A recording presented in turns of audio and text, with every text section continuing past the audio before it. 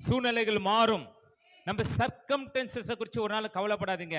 இதற்குள்ள ஒரு மாற்றத்தை கொண்டு வரதான் நாம் ஆண்டவரை வணங்குகிறோம். Why we are worshiping God? Why we serve the Lord? ஏன் நம் தேவனை ஆராதிக்கிறோம் என்றால் மாறுதல்களை கொண்டு வருகிற தேவன்.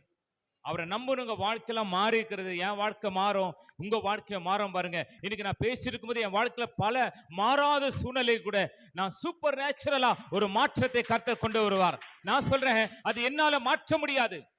நான் சொல்றேன் என்னால மாற்ற முடியுமா? முடியாது. அவரால் மாற்ற முடியுமா? முடியும். அதுதான் சூப்பர் நேச்சர். நான் சொல்றேன் இயற்கையை மாறாது.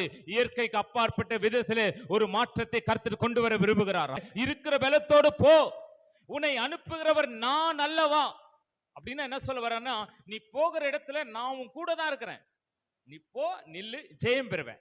நான் உனக்காக யுத்தம் செய்றேன் உலகத்துக்கே தெரியும். ஆனா அது உலகம் எப்படி பார்க்கணும்னா, கர்த்தருடைய பிள்ளைகள் எங்க போனாலும் ஜெயம் வரும் என்பதை அவர்கள் புரிந்து கொள்ளட்டும். ஆகவே அவர்கள் கண்களுக்கு முன்பாக நான் உன்னை மேன்மையா வைக்கப் போகிறேன் என்பதற்காக ஆண்டவர் சொன்னார், நீ போ, யுத்தம் என்னுடையது, ஜெயம் உன்னுடையது.